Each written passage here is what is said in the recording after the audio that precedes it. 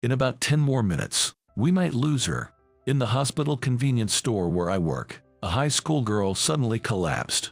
Seeing her, the young doctor muttered that, trembling, "I'm just a store clerk." But I felt a strong urge to help her.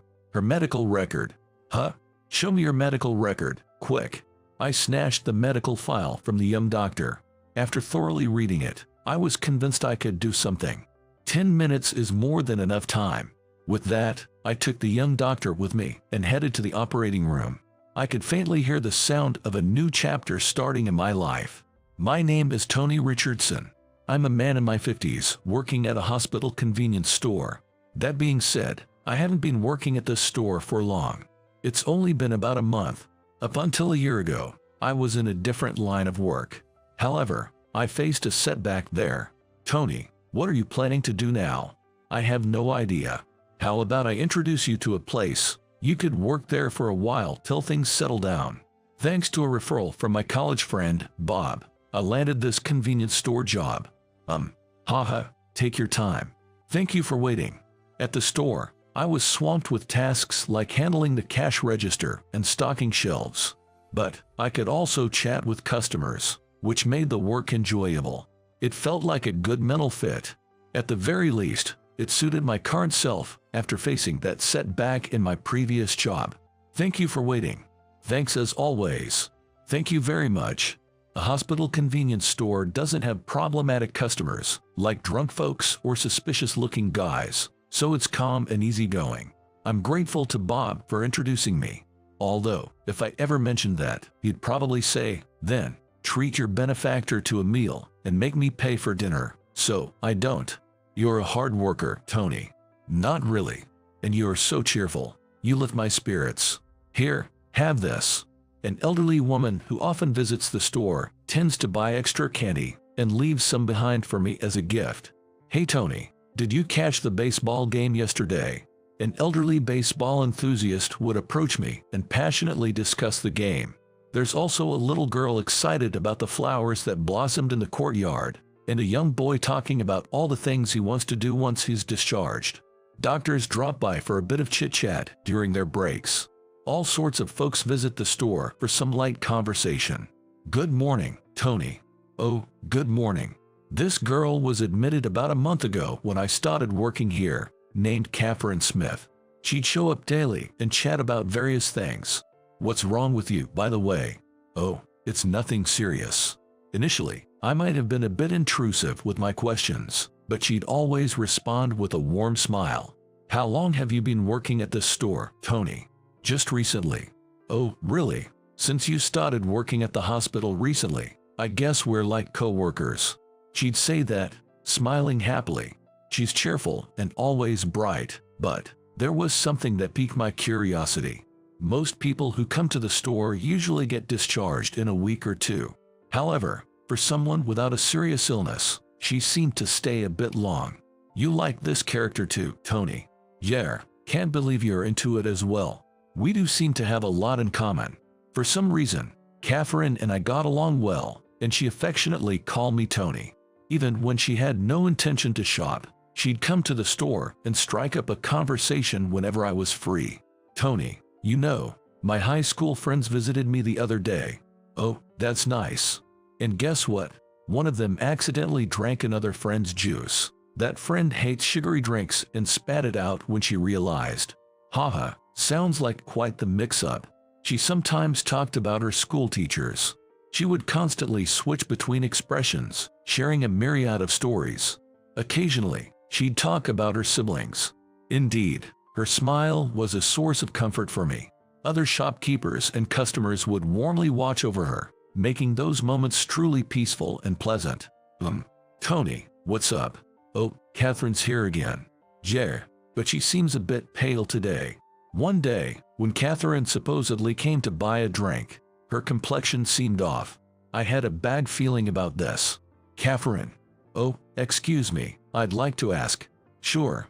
I wanted to approach Catherine, but at that moment another customer flagged me down. I was concerned about her but had to attend to my job. As I was assisting the other customer. Oh my, are you okay? There was a thud and the sound of items scattering. Everyone in the store was taken aback and rushed over to find Catherine collapsed on the floor. Catherine! Catherine! I quickly checked her pulse and heart rate. She's unconscious and completely limp. What happened?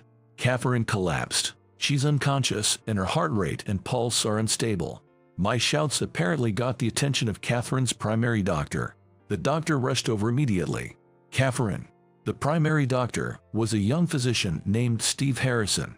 He would occasionally stop by the shop for some small talk, so I recognized him.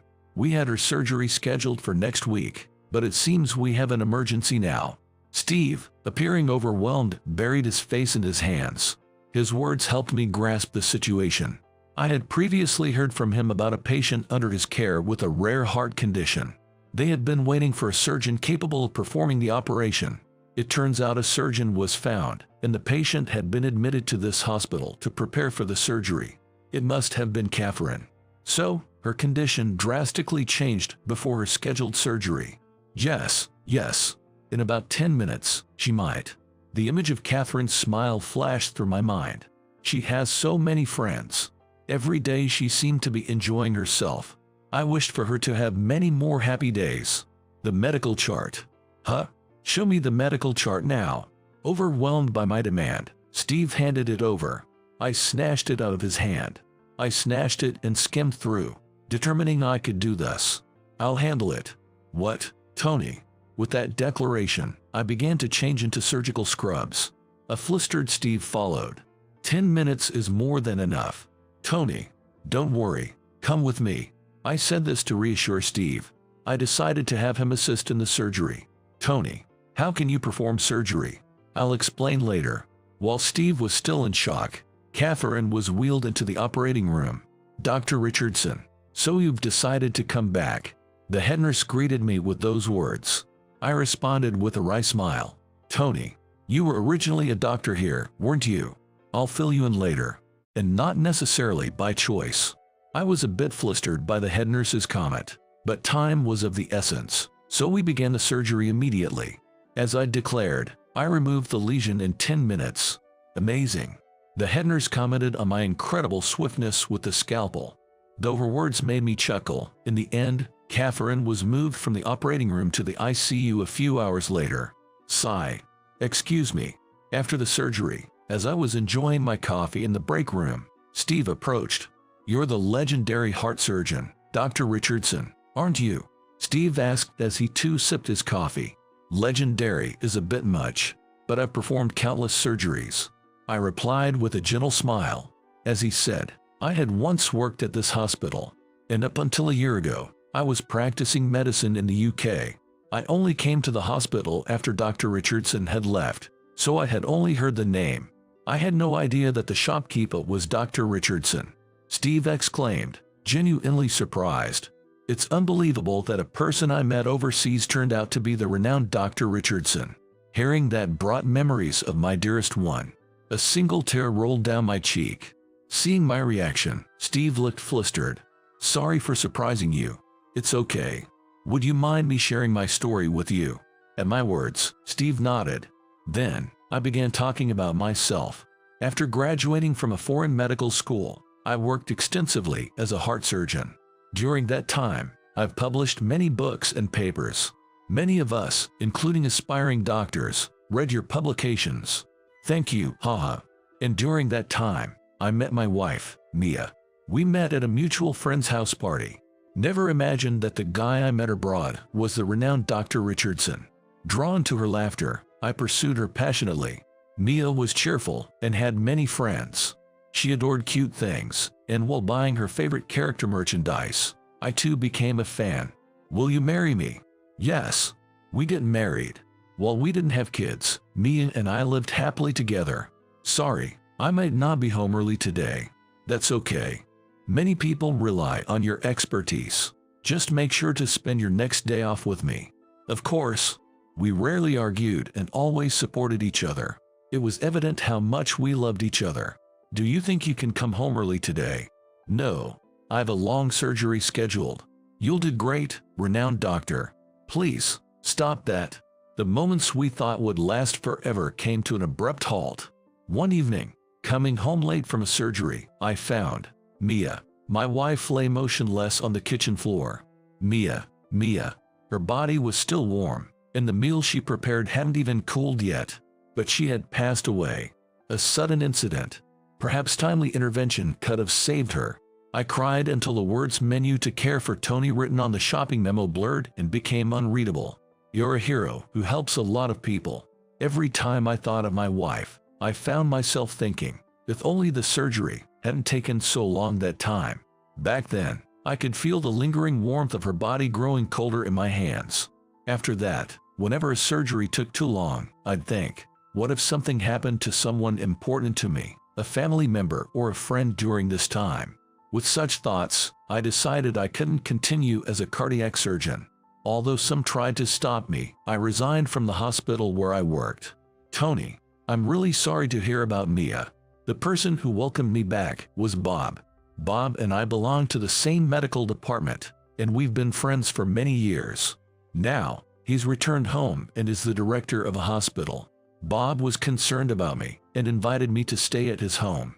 I felt guilty both for relying so much on his kindness and for not finding a clear direction in life. Tony, what are you planning to do from now on? That's how he reached out to me.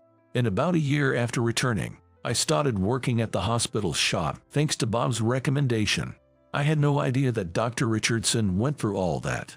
Steve, listening to my story, had tears in his eyes. He's such a kind soul. I'm sure he'll become an outstanding young doctor. Dr. Richardson, Dr. Harrison, you're here.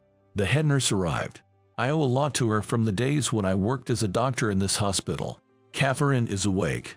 Hearing that, Steve and I hurried to her side.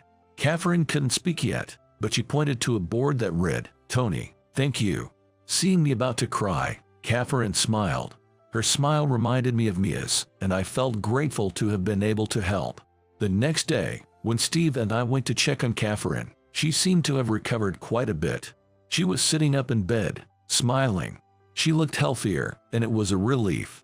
Not just for us, but for everyone related to Catherine. Everyone seemed relieved and glad. I'm so glad, Catherine. Truly. A woman who looked like a relative, possibly a parent, was visibly emotional and in tears. But she doesn't appear old enough to be a parent.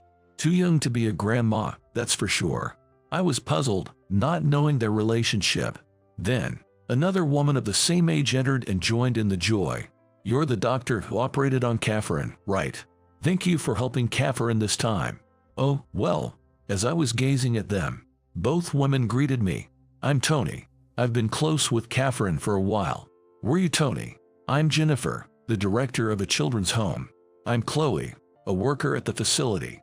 Both were teachers from a children's home. They then told me more about Catherine. Catherine has been living in the facility since she was little because she doesn't have parents. Typically, most kids leave the facility after graduating from middle school, but Catherine, due to her illness, continued to live there even as a high school student. I see. So, Catherine doesn't have a family. I realized she was talking about the kids from the orphanage when mentioning siblings. Having lost my own family just a year ago, I deeply empathized with Catherine, who never knew her real family. I couldn't help but think, what if she were my child? See you later, Catherine. I'll meet you at the cafeteria later for a drink. Okay. Thanks, Tony. After that, we all left Catherine's hospital room. There, I learned more from one of the orphanage's staff. Catherine once mentioned she wanted to be a doctor because of her illness, but she stopped saying it recently. Really? Why's that? Hearing this, my concerns grew. I assumed Catherine had stopped talking about it due to her circumstances and the high cost of medical school. If that's the case, maybe I could play a guardian angel role. That's what I thought. Tony. Oh, hey, Bob.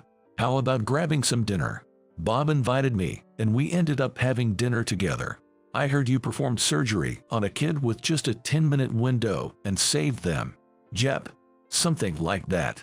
I'm glad you haven't lost your touch even after a year. Bob looked relieved and chuckled. I'm genuinely happy for you. Seems like you've moved on. Bob had always been concerned about me. He supported my relationship with Mia and was overjoyed when we got married. I didn't have much time then, and that particular approach just didn't cross my mind. That's why I was able to help. Good timing. Think about returning to being a doctor. I don't know, but do you really think you can escape from the head nurse? Remembering the head nurse's persistent gaze, she had been asking, when would you return to being a doctor? Every time she saw me.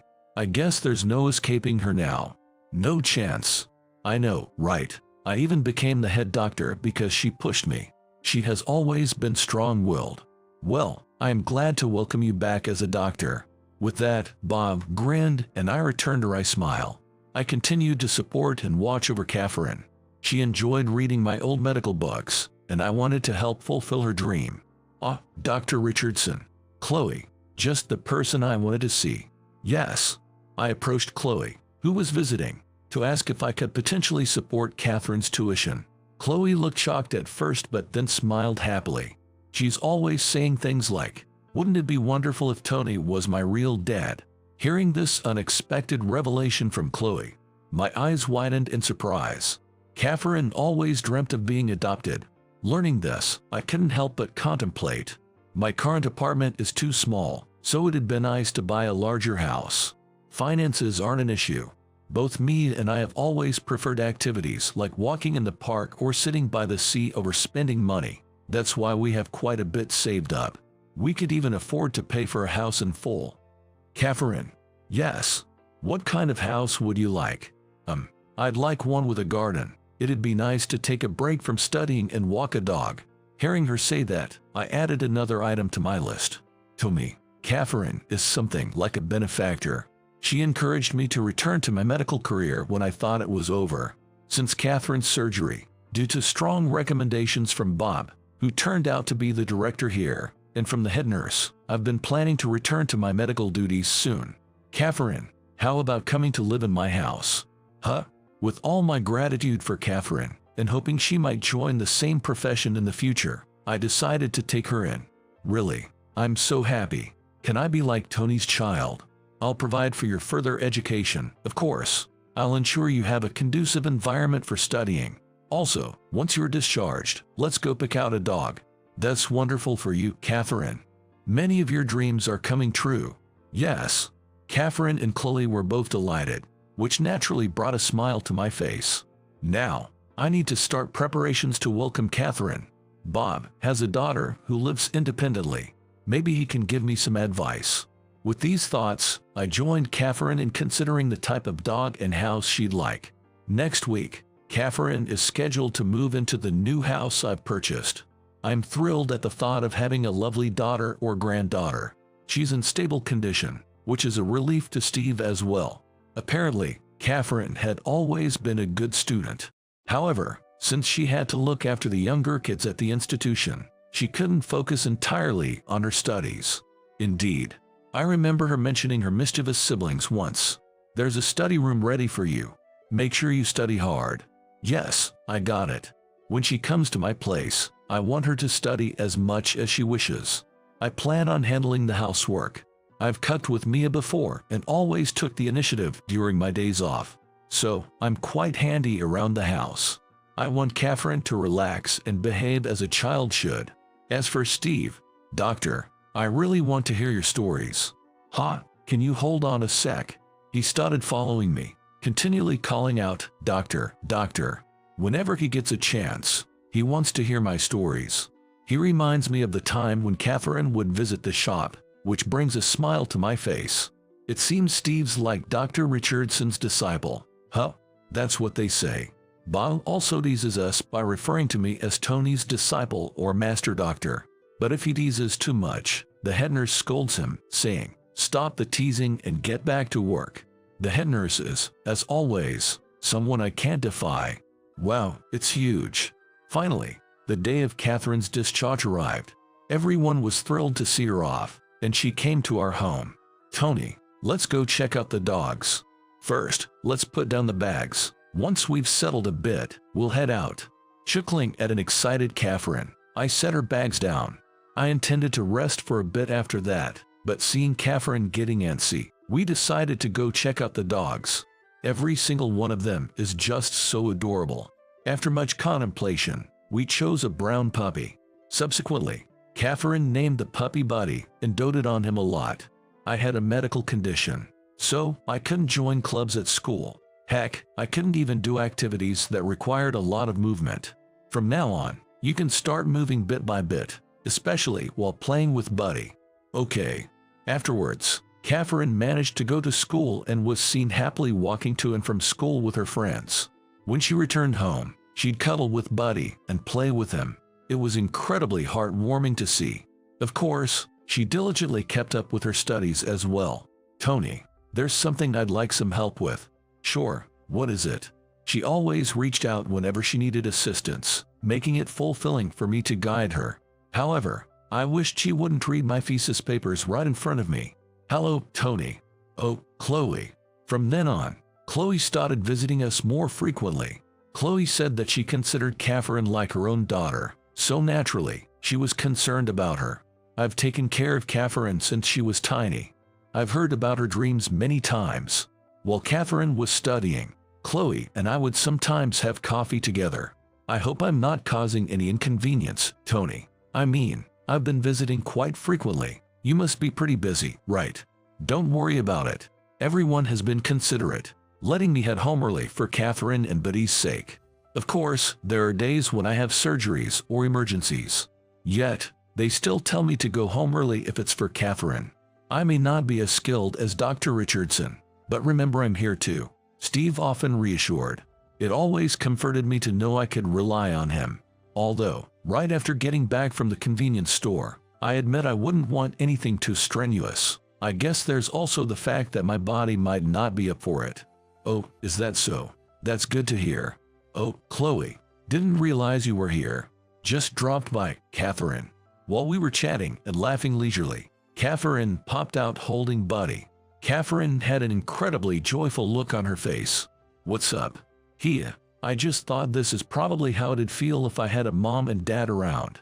Hearing Catherine's words filled with joy, I felt a touch bashful. Tony. Yes. Is it okay if I visit on a personal note from time to time? Yes. Catherine responded to our conversation with another bright smile. After that, Catherine put in more effort than ever before, making up for all the time she couldn't.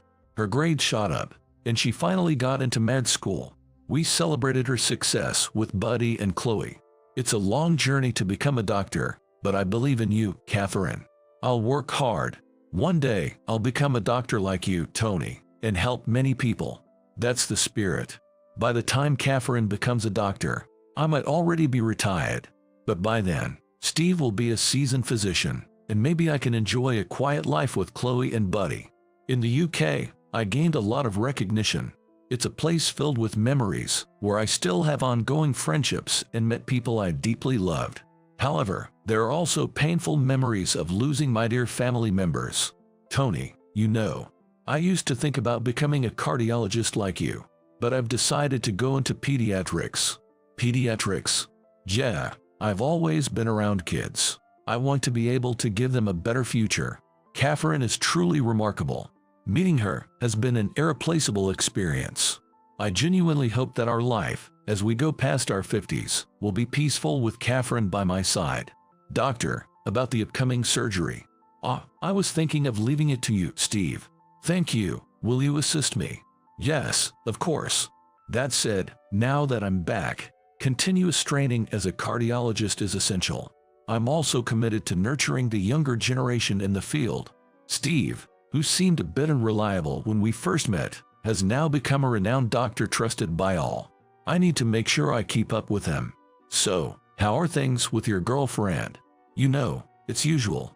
Steve chuckles at the teasing remark from Bob. There's only one girl Bob is referring to. Honestly, I can't think of anyone but Mia as my wife. She seems to understand that and has never pushed too hard. Well, it's Catherine and Buddy have been trying to play matchmaker between us. I'd be so happy if my two favorite people got together. Hearing Catherine's comment, while Buddy ran back and forth between us, we couldn't help but give a wry smile. When such stories were shared at work, Steve would laugh, saying it sounded just like something Catherine would say. By the way, Dr. Richardson. What's up? What would you think if I told you that I might become your son-in-law? Steve's words caught me off guard. It seems Steve and Catherine, always trying to make the most of every day with a smile, had grown close. That's why, when Catherine got into med school, Steve confessed, and they started dating. Dr. Richardson. Sorry, I zoned out. Just make sure you both find happiness, okay? Yes. I decided to trust Steve's words with a smile. And when I got home after work, Catherine and Chloe were preparing dinner together. Thank you, both of you. It's no problem. For me, Chloe's cooking tastes like home. I've always wanted to learn, and making dinner together was something I always looked forward to. I left the kitchen to the two smiling women and petted the playful buddy. Mia, I haven't fully moved on from you, and none of us are blood related, but can we be happy as a family? I felt like Mia, from the photo, was smiling in approval. Years later, Catherine would get married and would call Chloe and me mom and dad, making us cry. For such futures, I will continue striving to save lives every day.